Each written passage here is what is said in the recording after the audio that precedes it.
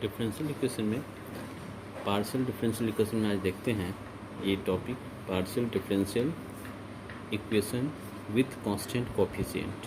ठीक है, हम लोग पार्शियल डिफरेंशियल इक्वेशन पढ़ रहे थे। देखिए, let the independent variable x and y, दो independent variable x and y and dependent variable z, then इसको ऐसे लिख सकते हैं del z by del x equal to D z और del z by del y equal to D dash z, या del by del x को capital D से denote करते हैं या capital del by del y को capital D dash से denote करते हैं। इतना ध्यान रखेंगे। ठीक है, इस partial differential second degree order में। अब ये एक पार्शियल डिफरेंशियल इक्वेशन कंसिडर करते हैं।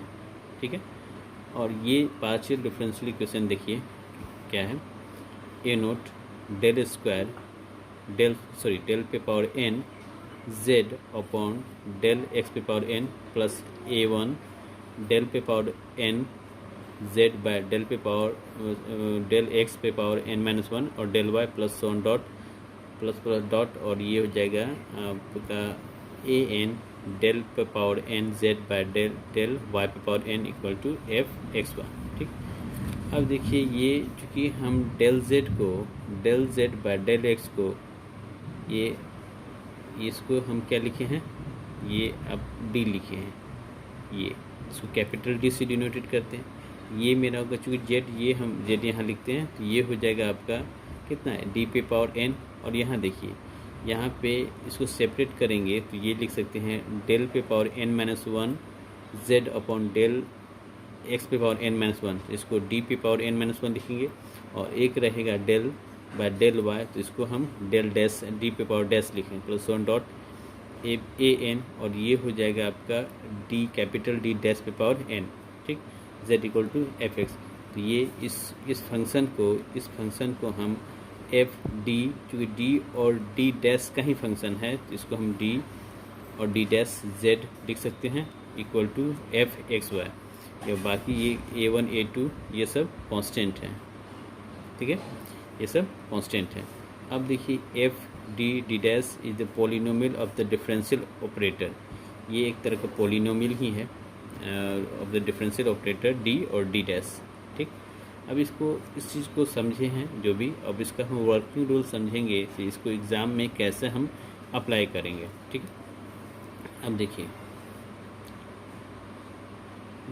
यहाँ देखेंगे ये कम्प्लीमेंट्री फंक्शन से को फाइंड करना है। देखिए ये देख चुके हैं।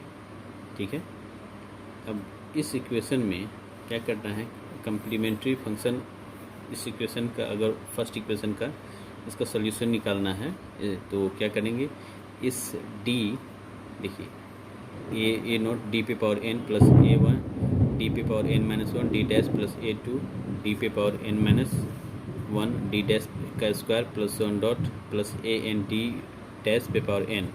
ठीक है, z इक्वल टू 0। अब इसको सॉल्व करने के लिए इसमें d equal to m put करते हैं और d dash equal to 1 put करते हैं।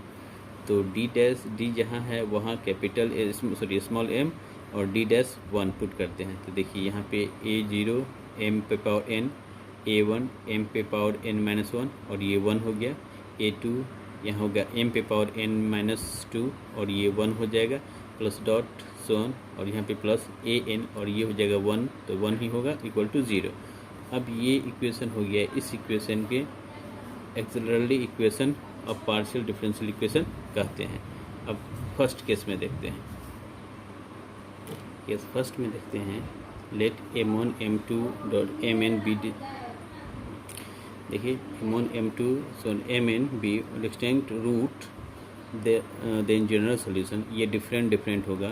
अगर ये रूट्स होंगे इसके तो इसका जनरल सॉल्यूशन क्या होगा, यहाँ देखिएगा फाई 1 ये फंक्शन है, ये y plus m1x plus phi 2 y plus m2x plus one dot plus phi n y plus mnx, ये इसका सॉल्यूशन होगा। कब होगा, जब इस एक्सिलरी इक्वेशन का जो m रूट्स निकलेगा वो डिफरेंट होगा, m1 अलग m2 अलग mn डॉट ऐसा जब डिफरेंट होगा तो इसके लिए ये कंडीशन होगा। और जब इस तरह का क्वेश्चन होगा तो हम इसी प्रकार हम ये बना सकते हैं। जैसे कि एग्जाम्पल में समझते हैं कि ये एक एग्जाम्पल है सॉल्व, ये इक्वेशन इसको सॉल्व करना है। तो देखिए इसमें क्या था इस के लिए हम एक्सलरी इक्वेशन के लिए क्या किए थे, डी को डी इक्वल टू एम माने थे और डी डैश जहाँ होगा ये 1 होगा। तो यहाँ देखिए ये एम स्क्वायर हो जाएगा प्लस 4 इंटू ये एम होगा, ये 1 हो जाएगा प्लस 3 और ये 1 का स्क्वायर तो 1 होगा इक्वल टू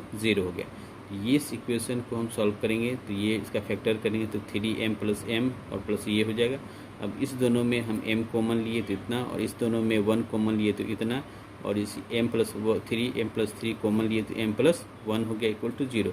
तो m का वैल्यू एक -1 आता है, एक -3 आता है। तो उसका जनरल सोल्यूशन देखिए m कितना है, एक -1 और -3 आया है। तो जनरल सोल्यूशन के लिए अभी बताइए वही चर्चा कर रहे थे, 5 y plus m1 x plus 5 y plus m2 x, ये था जनरल सोल्यूशन। इस m1 के जगह पे कितना होगा -1, ये -1 हो गया तो कितना हो जाएगा y प्लस -1 इंटू एक्स, तो ये माइनस हो जाएगा तो y माइनस एक्स, तो y माइनस एक्स हो गया।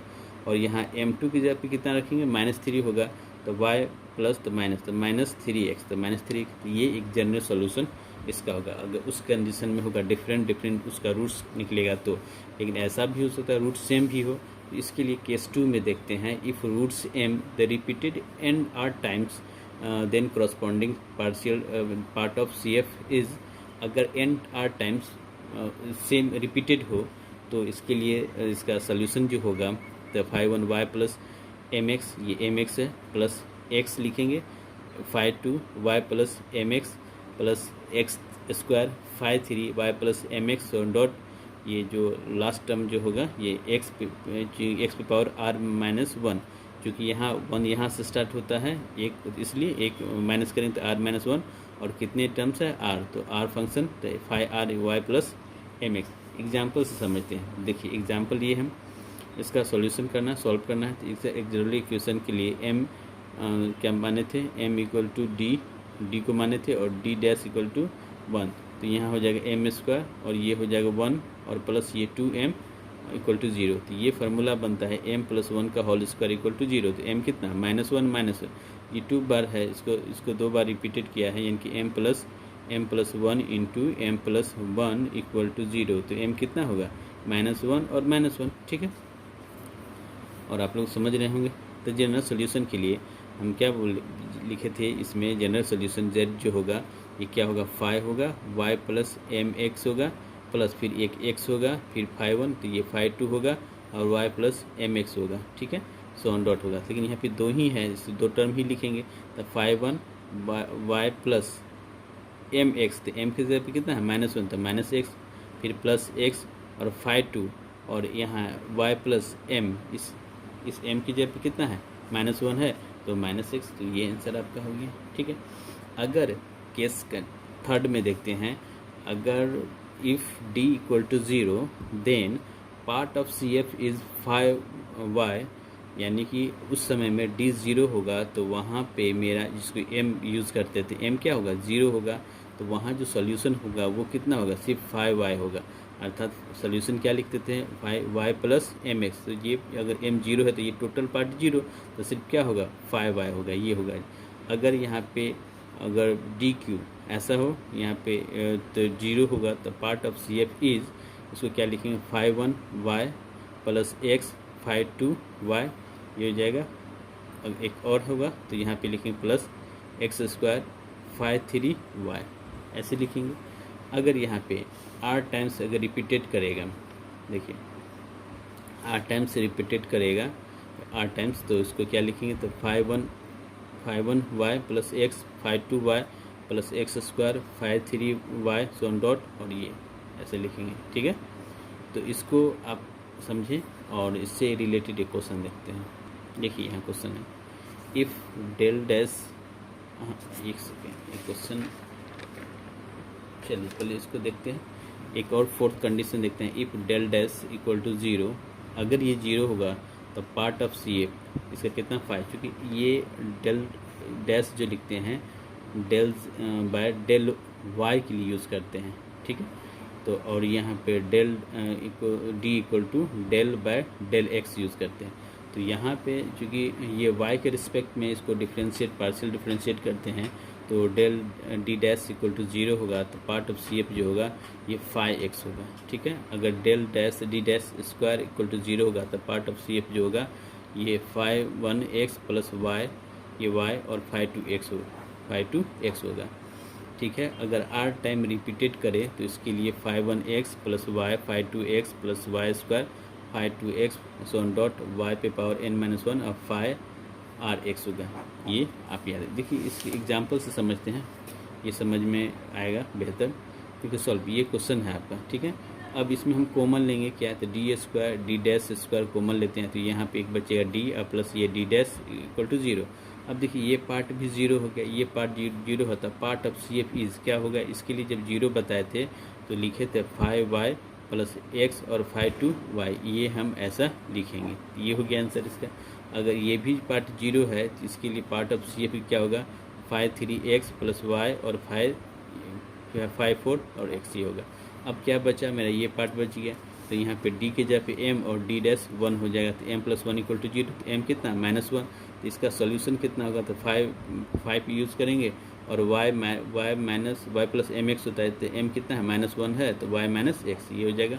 और जनरल सोल्यूशन सबको ऐड कर देंगे, तो ये मेरा आंसर होगा।